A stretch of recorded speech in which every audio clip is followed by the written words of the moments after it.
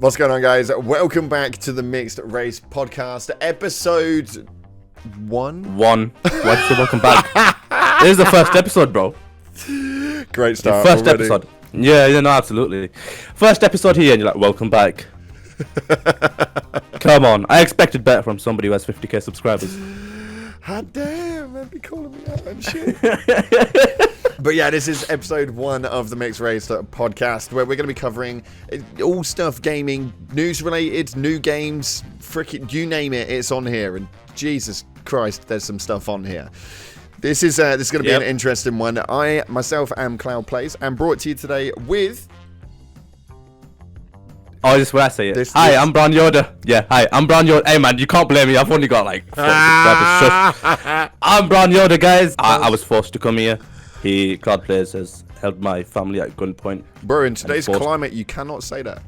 Like, what is wrong with you? But we have got an absolute shed ton of topics for you guys that we're going to go over today. Some of which you may not have heard of, but you definitely bloody do. So if you haven't already, at this point, make sure you're hitting that thumbs up and subscribe with post notifications turned on, because something tells me you're not going to want to miss another one of the weekly episodes coming from the Mixed Race Podcast. So with that being said, we've got some interesting ones coming up today, bro. Yeah. Just before we do, let me just get out of this because it's a bit too warm. One second. Okay. Oh yeah, sorry, first impressions and all. Come on, Cloud Plays. Come on, we're professionals.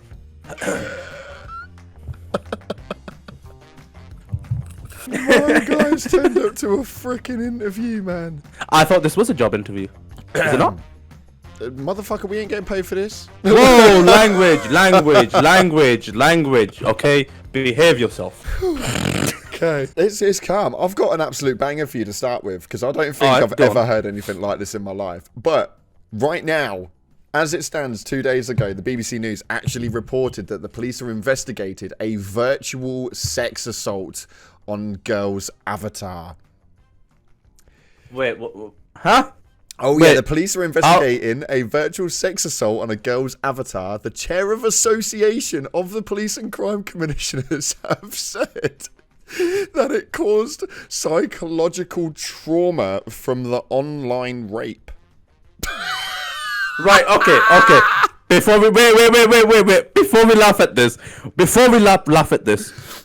we need context. What game? What was going on? How old were these people? We need to know the ages of these people. Okay, right. So we've got an article right here that talks about it, and it is, again, only announced about 2 days ago, so it is all pretty vague. But it says right here that Ian Crinchley of the National Police Chiefs Council wrote that the metaverse, a collective name given to the range of virtual 3D spaces and technologies, had created a gateway for predators to commit horrific crimes against children, crimes we know have lifelong impacts, both emotionally and mentally. Now that, on its own statement, is absolutely correct. Right. But... Okay, I was sensing a but. Come on, you gotta bring this out. Let it out. Okay, so essentially the story that ran behind it was during a VR headset in a Rec Room-esque style game. Right. You're making me laugh. I don't know if you should be laughing at this, Dan. It looks like you're about to shit yourself. This girl, who is, for quotation, unaged in any articles as of right now. Okay. Her character in the game was virtually touched by a male counterpart.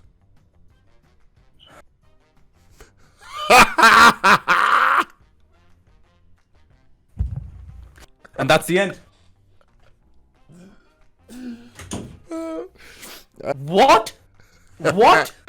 Okay, now, look. We don't know whether there was like any sort of... We don't know what conversations were had at the time. So for the most part, it could have still been like a grooming session of some sort, or whatever you want to label it as, right? But yeah.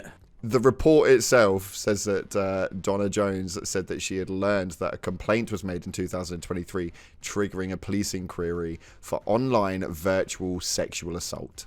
Hey man, we should laugh at this. It's a serious thing. It's a serious thing. Do you want to know one really easy way of avoiding assault? Well, that was very vague. One very easy way. You want to know? Keep a gun on you. You want to know how you can escape an online sexual assaulter? How, Cloud Plays?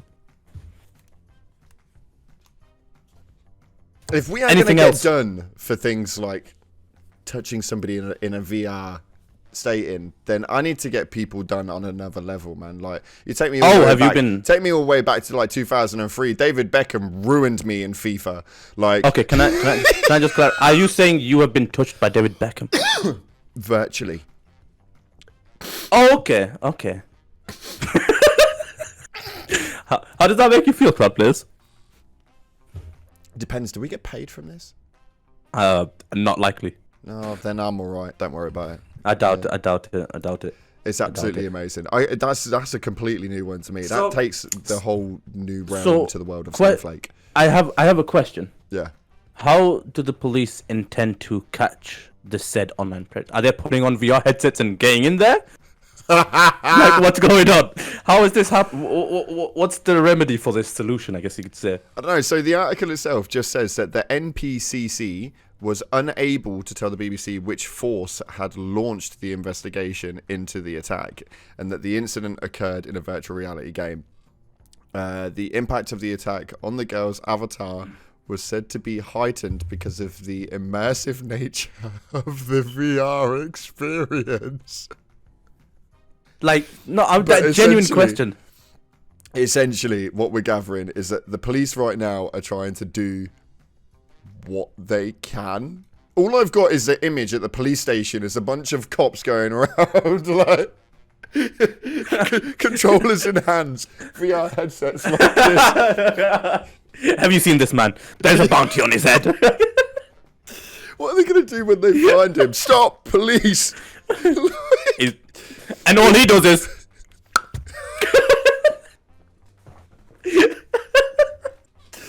How do you plan on... Oh. I'll be honest with you. Look, in real life, this is a serious thing, and it shouldn't be laughed about, of course. But, like, online, I think it just gets to the point of how ridiculous is this? And like you said, this snowflake culture. This is outrageous. Like, genuinely outrageous. Oh, you could have avoided 100%. That. All you had to do, like you said, take your headset off, turn your computer off, or your device, whatever it is, the headset thing, eye goggly stuff. And that was it. Depends on how, it depends though, doesn't it? Because I think like once more of the article comes out, and I obviously will stress, and I'm going to put this at the beginning of the clips as well.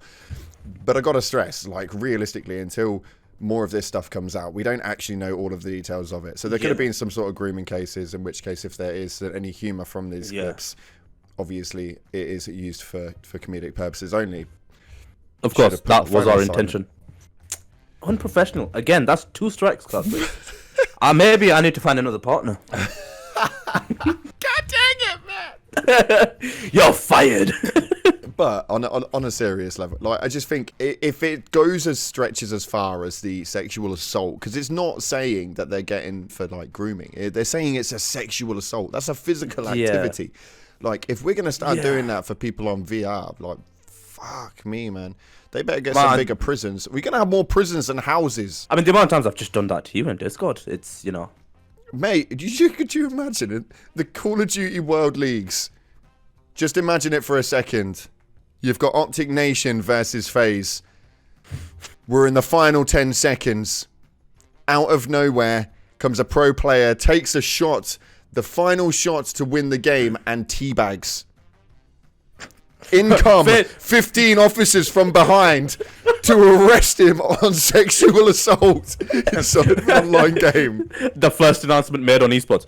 FaZe has been disqualified for sexually assaulting a dead body. It just makes no sense, man. And your new winners of the Call of Duty esports is Optic. Like, what? That's just outrageous, man. It's so funny. It shouldn't be funny, but it is hilarious. It is. I think it's because the fact that it is online, and it's just outrageous, man. What? I can't wait to see where it goes, to be fair. I'm not this will be an interesting one to look into a bit more. Yeah. For sure. Alrighty. So, Sony, and I don't know much about this. Sony got fined 13.5 million euros. Okay.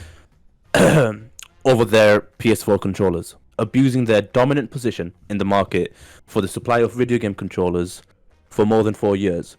And it has something to do with the French authority. They've alleged that Sony used anti-counterfeiting measures to restrict third-party controllers having access to its console. Was they made their controllers and made them so that nobody could replicate them for their own consoles? Yeah, which meant that third-party consoles that did work would get disconnected, and like after updates and whatnot, they would stop working.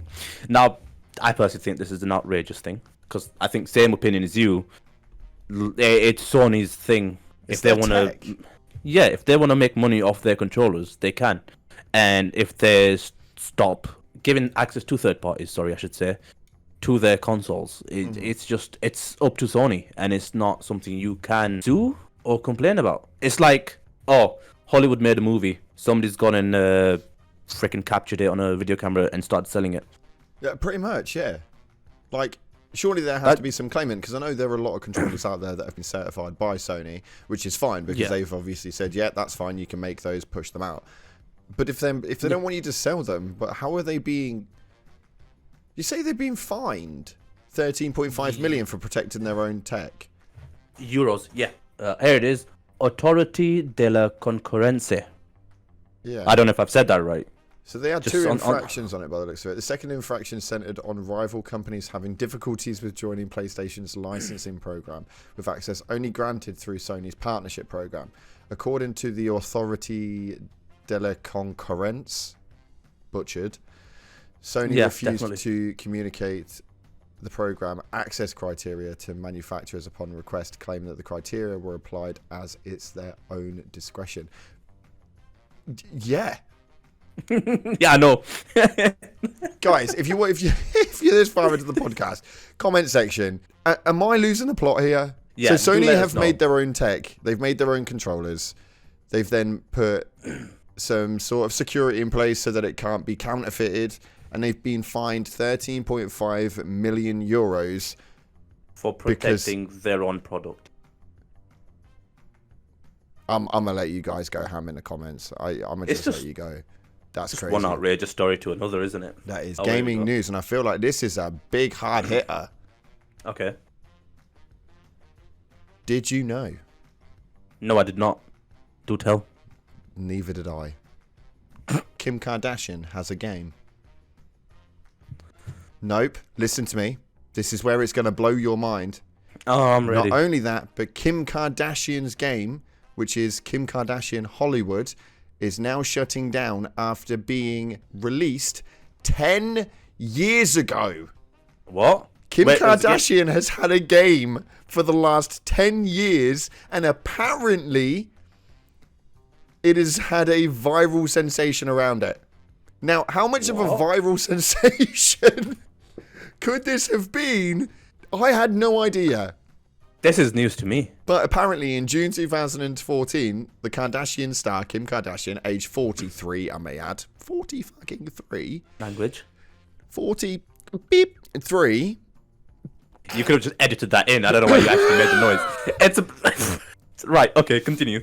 Partnered with the gaming developer Glue to release Kim Kardashian's Hollywood, which gives fans a chance to achieve A-list stardom by making their mark in events, modeling, club appearances, and dating.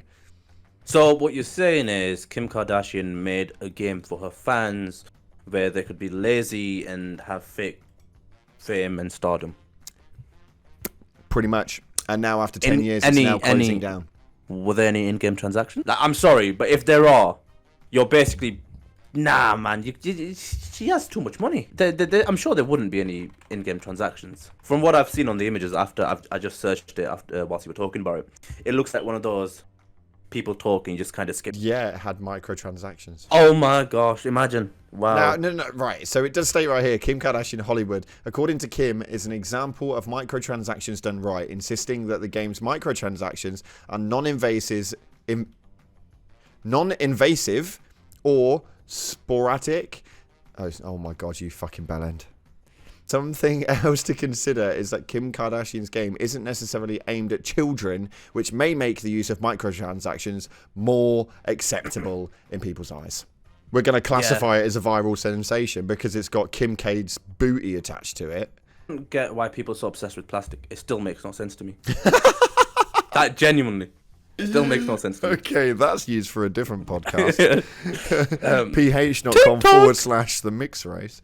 Whoa. You weren't supposed to tell anyone about that, Cloud. Shit.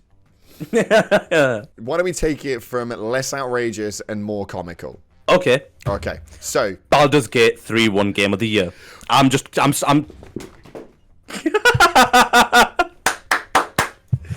Bro, how far did you throw him? Huh? There we go. Bro, your headphones came all the way to my house. I know, right? Imagine. But yeah, no. I'm sorry for interrupting. I know you wanted to say something, but genuinely, I if I'm being honest, I don't understand how this game got Game of the Year.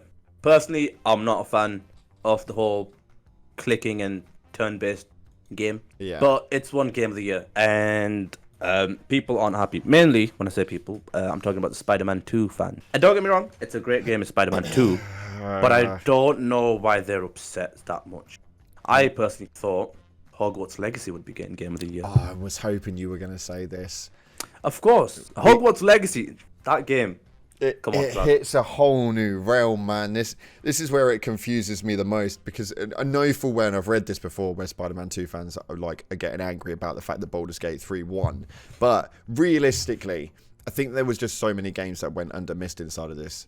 Like when it came to Game of the Year, because it's not even like it just won the one title. Like Baldur's Gate won 6 titles inside of that, and then we've just had the Steam Awards as well, which it won Game of the Year in there as well. Wow. Are we missing something? I don't know.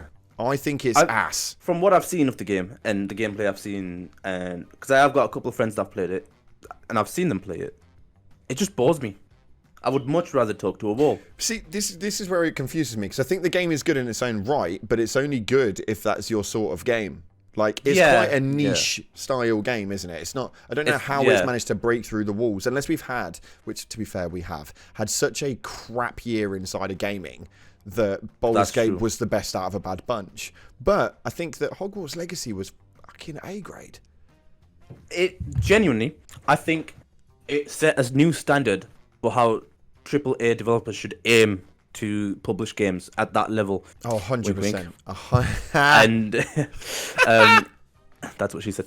And it was just... She laughed at you too. Yeah, of course. She was like, late nights, but you're done within a minute. Come on now. Anyway, I am speaking of your mother. Sorry. Oh, you're trying to call your mum? Let me get her. I'm sorry. Anyway, childish behavior aside. The game was just crafted. It was just a masterpiece. From the start of the game, it hooked you in all the way into the end of the story. I mean, you were walking around the world of Hogwarts. I quite enjoy Hogwarts, Harry Potter in itself as well. Yeah. And it was just so, you know what I mean? Immersive. Yeah. It was very immersive. Sorry, Minor Brown came out. It was just very immersive. And I think the fact that you could go and just start a random side quest without getting bored or without it feeling like a filler episode or a filler quest, it was just brilliant. From start to finish. Absolutely. There was no bad part on it. The only thing that let it down was the reputation that obviously sat behind J.K. Rowling, which is where all of the controversy came from. But if you take that away, the game was top notch. But it wasn't even in, as far as I'm aware, it wasn't even in the categorization for Game of the Year. Do you remember when we started playing Hogwarts? Yes. And we said the next title to do this will be Star Wars. Oh, yes. We were like, imagine if Star Wars does something like this. Well, now obviously you already know this because you're not living under a rock. But for those of you guys who don't know, Star Wars has done essentially a Hogwarts Legacy with the new Star Wars Outlaws. Now, this isn't your typical Star Wars generational game with your lightsabers and your Jedi hoods and all that sort of stuff. You're playing a mercenary called Kay Vess inside of the underworld, inside of the Star Wars universe. I think it's incredible, and I think it's going to be one of the better games this year. although not a lot of people are agreeing with that, and people have one key factor that they're not happy. Oh, don't say it! Don't say it! Don't say it! It's just a bunch of old men in basement. It's baffling because at the moment the problem is that what we've got is we have got the main protagonist who you can see on screen right now. The main character is called Kay Vess, and she has her little companion called Nyx. Now, Kay Vess is the only protagonist that you have inside of the game. It's the only one you can control. Although people right now are quote unquote leveling of a boycotting the game on the basis that it is a female protagonist and they're not allowed to be male. Not only that, but because I just get so even deeper. But because she is a quote-unquote mixed race female protagonist. I don't understand why that makes a big difference. I don't think it's... I mean, it's going to tie into the Star Wars universe, but I don't believe it's going to tell a story from what's already been told. I think... Who's that? Is it Ubisoft that's making it, right? It is Ubisoft, yeah. I think Ubisoft are going to do their own thing, make their own story out of this, a nice little spin-off or whatever. Take the character... I can't remember the name you said. Something with a K. Kay Vess. Yeah, Kay Vess. And I think they're going to make her own story. And now, I mean, Ubisoft has had a bit of a rough patch recently. We can both agree on that. But when it comes to storytelling... recent, it's nearly 10 years. But yeah. Come on, we're professionals here. Sorry, no tie. Do you want to borrow mine? I've got a gold one. No, all right. No need to be rude about it. Deadpool's watching you. But yeah, I think you can't even disagree. Ubisoft have done well with the storytelling. The gameplay has let them down, but the storytelling that they've got in their games is good. Okay, I mean, I think yeah, the storytelling within some of the games are okay, and I think the main concept of what it is that Ubisoft do is okay. But I mean, you kind of got to question it when you get to Far Cry 56 and Assassin's Creed 79. Like, yeah. No. I'm just a big fan of Assassin's Creed as well. I should mention. I don't know if I've ever told you. Oh yeah. Yeah. Then, all right. Was it that obvious? Yep. But yeah, no, I'm a huge fan of Assassin's Creed. Do you reckon they'll make the playstyle relatively similar to that then? I hope not. I hope the gameplay. I hope they took some inspiration from Hogwarts Legacy. If I'm being honest. I've got quite high hopes for it. I think it'll do quite well. I just think at the moment. Absolutely. And I think the thing is that they can keep up with this whole female protagonist issue and stuff like that. But if one thing that Hogwarts proved is it doesn't really matter how much they try and slate a game. PR is PR, man. Yeah. Like, it pushed it heavy. Yeah. I mean, I'm still excited for him, and I can't wait to see how it turns out and where it goes. But fingers crossed, it's going to be another one of those games that makes us spend long nights here on the setup, vibing. Guys, this is why Cloud is excited for the game. He hopes it does badly so he can just absolutely annihilate Ubisoft and the game on his channel. That is, look at me dead in the eyes and say that is not why you're excited. That is exactly why I'm excited. That's what I thought. That's exactly what I thought. All right, guys. So, through the magic of editing, we took a little break. But you don't know. Mr. Cloud Players got a message a little bit ago. Now, Mr. Cloud Players, could you please repeat that message for us? And what transpired when you went to investigate? Come on. So, for those of you guys who don't know, outside of the YouTube space, I am actually a chef. Not only am I a chef, I actually run my own kitchen. Now, I live above said kitchen and on a regular get messages off my members of staff saying about something that's happened in the pub. Today's antics were that a lady has got drunk off of her own alcohol that she has brought in herself and snuck in with her handbag, gone into the toilet and fallen asleep originally, woken up and has now locked herself in there. Thanks for that, Mr. Yoda. Appreciate it. You're welcome. You're welcome. All right. So, real life antics aside of the pub business, I've got a nice little story to tell you. So, what you see on screen right now is an article talking to you about one of my favorite games so far. Well, not favorite no more, but good old Star Citizen. Now, as you remember, I was kind of on that game 24/7, 7 days a week for quite a while in the past, earlier this year.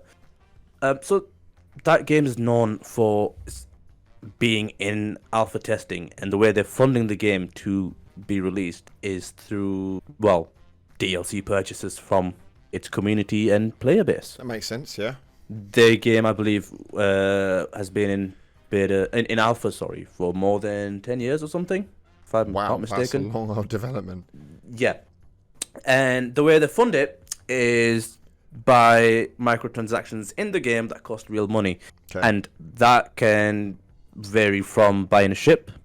Okay. That can cost you £50, like a starter ship, or something like, here's a ship you can buy for £1,000. For what? £1,000? £1,000 for an in-game ship. For a ship? Around. Yes. Now to justify it in a little bit, it is probably one of the best and most realistic space simulation games I've ever played in my life. But I could buy a banger car for £1,000. Brother, for £1,000, you're not even getting micro nowadays. Shut your mouth. Anyway, they've come up with a new bundle for its, I guess you could say, quote unquote, its VIP player base. Okay. That have spent more than $10,000 on it. Okay. And there are people. Now, in the article, you will see, and I'll guide you to it in a minute. But basically, there's a bundle now in the game. I believe in the game, or it's going to be coming out soon. And according to some of the stuff I've read, it's going to be called the Legatus bundle, and it'll cost you a whopping $48,000. Yes, sir. $48,000. 48 grand. Yep, literally double the deposit of a house in the UK. Quite a funny common exchange, to be fair. I found it quite funny if you want to read it out. Oh, here we go. Us. We've got it right here. This is interesting. Already pre-ordered. Can't wait. I've already spent $15,000. What's another $48,000? I will make this game a reality, even if I have to do it all by myself. Somebody comments on side of that stating, that's the spirit. And remember, the game is never going to get released if you don't put all of your money into it. The last comment I found quite Bro really said, I will become the Star Citizen. People have lost the fucking plot, man. There are thousands of players in the game that have spent real life money, and albeit I was close to being one of them. I got out of the game just in time. But yes, if you want better, nicer ships, you gotta earn it through in-game money, which takes a lot of grinding, like a lot. There was a Daedalus, I believe that was called the Daedalus game event for 2 weeks, I want to say. And I spent every day, 8 hours a day, on that game in one location, a space station next to where the event was happening, just so I could get free money. I was AFK for 8 hours a day in that game, sometimes maybe 12 more hours.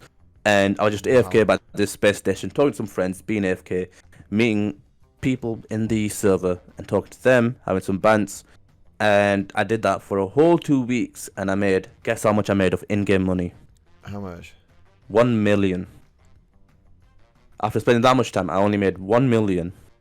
Only to buy a ship. Holy moly. That isn't even that good. So in the article, obviously it states $45,000, sorry. Ahead of all others, this definitive armada is an equal match to the noble title of Legatus Navium.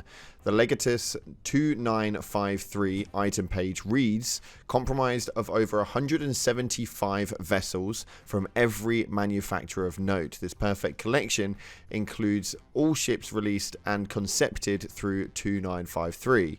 Empowers every fleet commander to forge a lasting legacy, leading humanity towards a brighter future. And as somebody put in the comment section for that equates to around $275 per ship. Yep. No, I will. That's insane.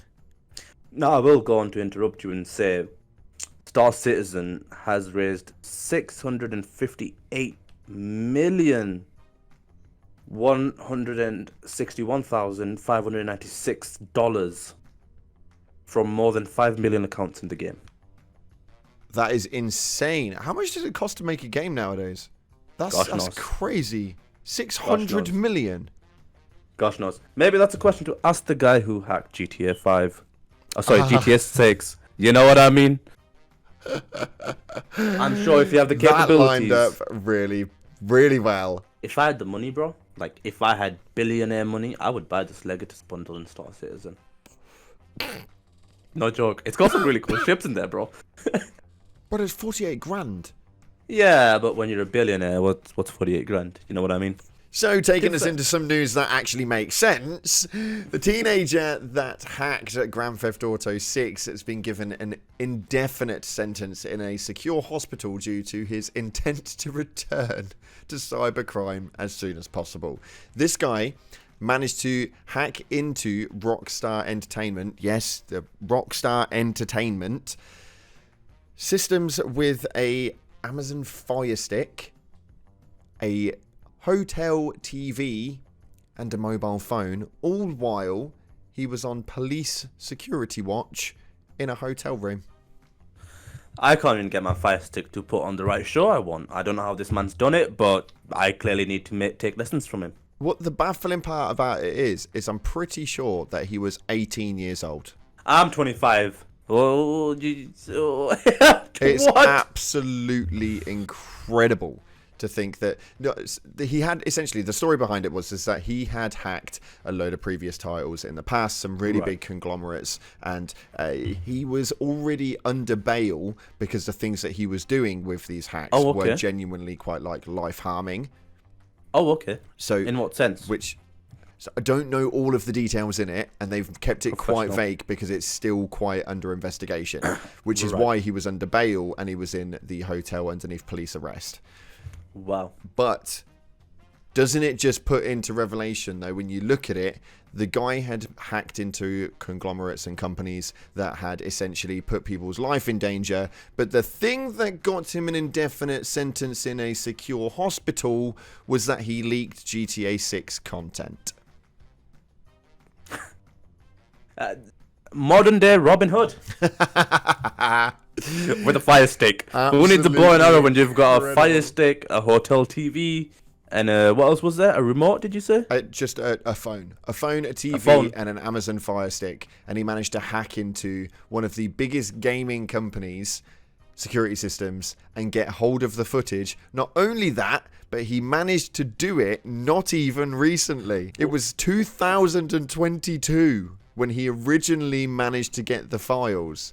So he was the person that leaked the... Okay. He then threatened Rockstar and demanded money of some sort, I believe, or he was going to release these files. And lo and behold, he did release it all. I assume he never got the money. No. Well, just goes to show how far a phone, a Fire Stick, and a hotel TV can get you kids. Never give up on your hopes and dreams. It's a shame we're in January, because you know how many kids would have been asking for a Fire Stick at Christmas this year. Oh, the Gen Z's version of Robin Hood. It's brilliant. It's a funny read, if I do say so myself. It is absolutely hilarious. But another thing which is hilarious when we talk about GTA 6 is the current climate and the current petition that's currently around for the banning of GTA 6. Oh, now, okay. Why? There is a current petition going out around the gaming community for GTA 6 to be banned because of one specific scene. Is it what I think it is? Is it the... On top of the roof. Oh, yeah. I'm going to play it for you guys on screen right now.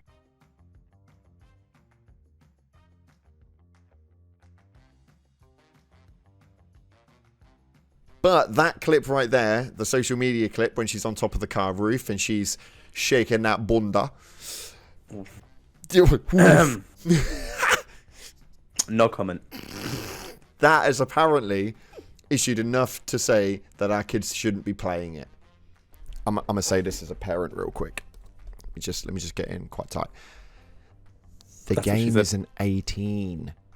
If your children are playing it, that is your parenting. I'm just saying. If you're a parent and your kid wants to play it, you can tell him, wait till you're 18. At It's as over simple as 18, that. You're a fully grown person. Like, if you want to watch Yeah. bundas on top of cars, bunda away, man. Bunda away. Do what you want, man. Do what you want. It's if you're absolutely 18, crazy. Yeah. This snowflake mentality inside of the gaming community nowadays is, to be fair, just the internet. Just the internet overall. The snowflake mentality is crazy. Like, I don't know if you remember, but there was this viral clip that went viral over Instagram. And it was this parent, a dad, going through his kid's iPad history on Google. Oh, dear. Yeah, no. There was searches of barbecue sauce on boobies. Yes. Barbecue sauce? Yes, I don't know what this kid was into, but this kid was into some weird stuff. How long ago was this?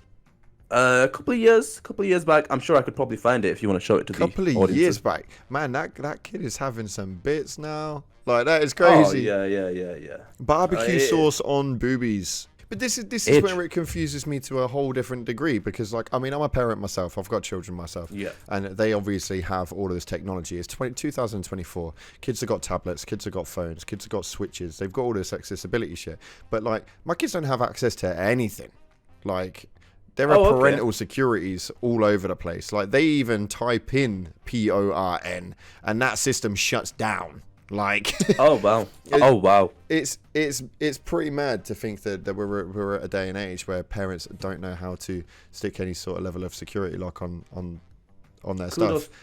Kudos to you. More to a point that they are buying their kids GTA 6. Yeah, and don't get me wrong. I think personally, for me, coming from a background of ethnic parents, it was kind of easy to be like, oh yeah, it's just a game. Little did they know. For example, San Andreas. Oh, I went with my absolutely, what a game. I went with my dad to buy that game.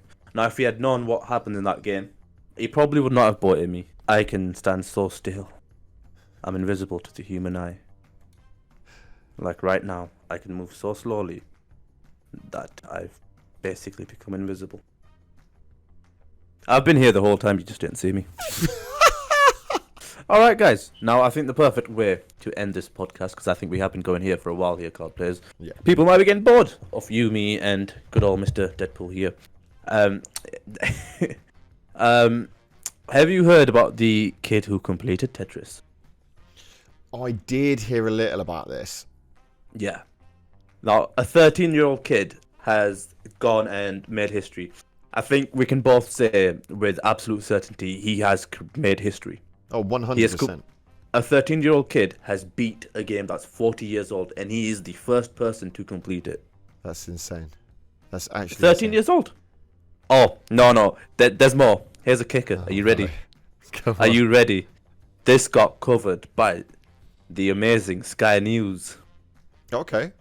The kid went viral. He went viral. Yeah. Only for a news anchor on Sky News to then basically tell the kid to go outside, and that completing Tetris as a 13-year-old isn't a life goal. Now, before you say anything, I don't know what you were doing when you were 13.